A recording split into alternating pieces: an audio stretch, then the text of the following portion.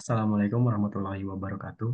Kami dari kelompok 7 ingin mempresentasikan laporan proyek arsitektur dan implementasi perangkat lunak studi kasus Gojek. Pertama-tama perkenalkan saya Saka Nabil. Iya, Selanjutnya, Farhan Mawaludin. Atau Nafsu. ya, langsung saja masuk ke daftar isi. Di sini kita bisa lihat ada 5 bab ya. Yang pertama ada pendahuluan. Gojek merupakan salah satu perusahaan teknologi terkemuka di Indonesia yang menyediakan berbagai layanan melalui aplikasi seluler, seperti transportasi, pesan antar makanan, pembayaran digital, dan banyak lagi. Analisis kebutuhan, yaitu terdapat kebutuhan fungsional dan non-fungsional. Yang pertama di kebutuhan fungsional ada pemesanan layanan, pencarian layanan, pembayaran, penilaian dan ulasan, pemantauan pengiriman, promosi dan diskon, layanan pelanggan. Kemudian untuk di non-fungsional ada ketersediaan, kinerja, privasi dan keamanan, skalabilitas, backup dan pemulihan, antarmuka pengguna, kompabilitas, dan keandalan. Selanjutnya kita masuk ke desain arsitektur. Arsitektur yang dipilih untuk Gojek adalah arsitektur berbasis microservices yang memungkinkan pengembangan deployment dan scaling dari masing-masing layanan secara independen.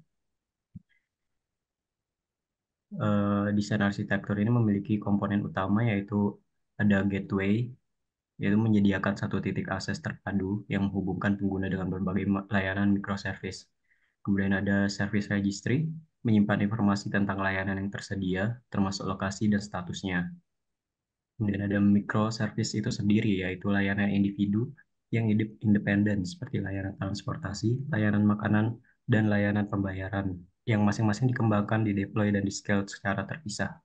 Kemudian ada database. Setiap layanan memiliki database sendiri untuk menghindari ketergantungan. Selanjutnya ada hubungan antar komponen. Yang pertama, gateway dan microservice. Hubungannya adalah gateway bertindak sebagai pintu gerbang utama untuk semua permintaan dari pengguna.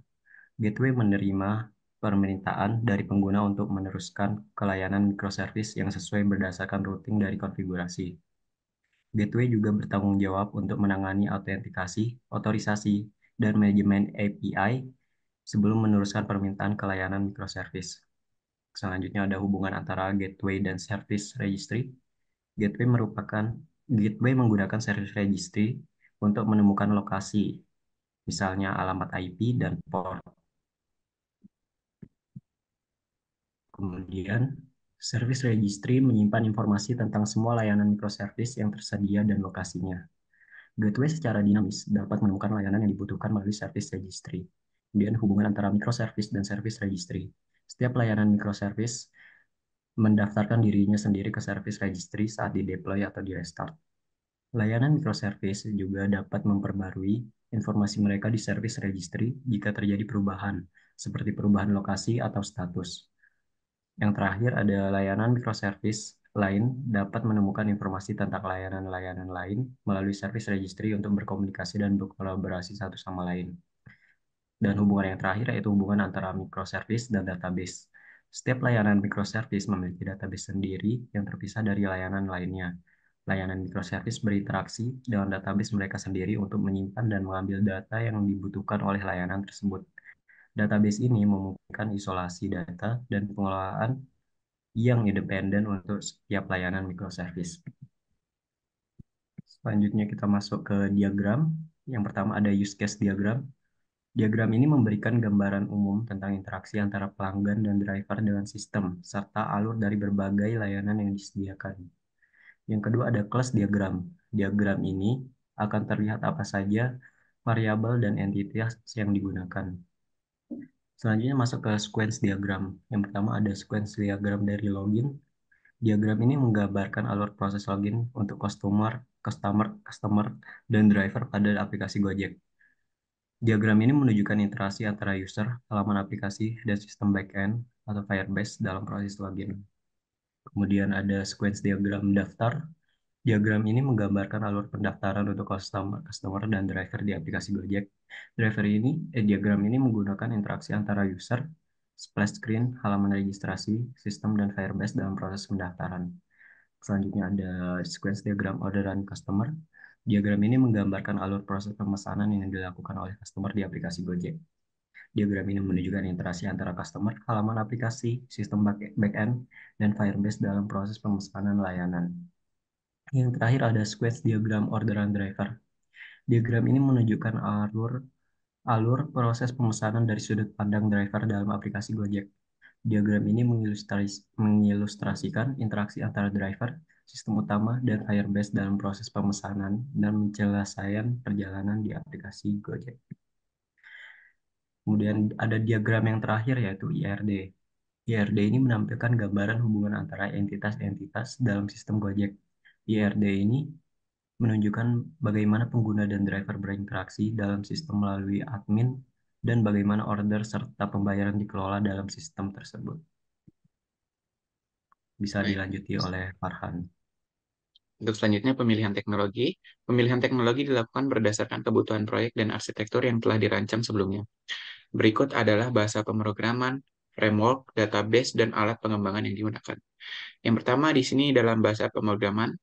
Untuk backend sendiri yang digunakan adalah Go, bahasa pemrograman open source yang dikembangkan oleh Google, dikenal dengan kinerja tinggi dan efisiensi dalam penanganan concurrent programming. Yang kedua adalah Java, bahasa pemrograman yang berorientasi objek yang banyak digunakan dalam pengembangan aplikasi besar dan enterprise terkenal dengan portabilitas melalui Java Virtual Machine. Yang ketiga ada Python, bahasa pemrograman serbaguna yang populer karena sintaksnya yang mudah dibaca dan digunakan. Untuk front-end-nya, yaitu ada JavaScript, bahasa pemrograman utama untuk membangun web, memungkinkan pembuatan halaman web dinamis dan interaktif. Yang selanjutnya ada React Native, yaitu framework yang digunakan untuk mengembangkan aplikasi mobile lintas platform, iOS dan Android, menggunakan JavaScript dan React.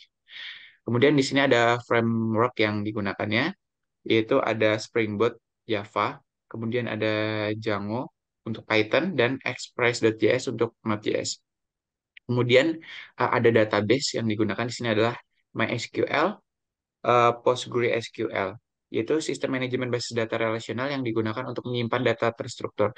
MySQL dikenal dengan kecepatan dan reliabilitasnya, sedangkan PostgreSQL dikenal dengan kepatuhan terhadap standar SQL dan fitur-fitur canggihnya. Kemudian di sini ada MongoDB, yaitu basis data NoSQL yang menggunakan dokumen berbasis JSON, cocok untuk penyimpanan data semi terstruktur dan tidak struktur serta menawarkan skabilitas dan fleksibilitas tinggi. Untuk alat pengembangan sendiri itu ada Visual Studio Code, IntelliJ IDEA, Docker, dan Kubernetes. Untuk selanjutnya akan disampaikan oleh Pasha. Ya, yang selanjutnya adalah implementasi.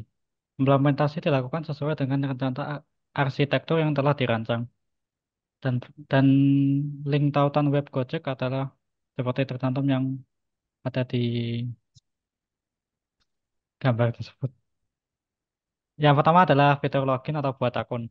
Pada fitur login atau buat akun, pengguna akan diminta memasukkan nomor handphone pengguna untuk login atau buat akun. Setelah itu, pengguna akan diminta memasukkan PIN yang telah dikirim pada nomor yang dimasukkan pengguna untuk login atau buat akun. Seperti pada gambar yang telah tersedia itu. Yang kedua adalah beranda. Di dalam beranda, pengguna dapat memilih berbagai fitur yang tersedia dan yang diinginkan seperti Goret atau Gokar atau Goodwood dan lain-lain. Di sini juga ditampilkan informasi dan promosi yang menarik serta menampilkan saldo pengguna yang sudah tercantum gambarnya di video ini. Yang selanjutnya adalah fitur Goret atau Gokar. Dalam fitur ini, pengguna dapat memesan transportasi yang diinginkan, baik itu Gokar atau Goret, dengan memasukkan alamat penjemputan dan alamat tujuan. Dalam fitur ini juga dapat memilih alamat menggunakan map dan akan muncul tampilan rute map jika sudah memasukkan alamat penjemputan dan tujuan seperti gambar di bawah ini.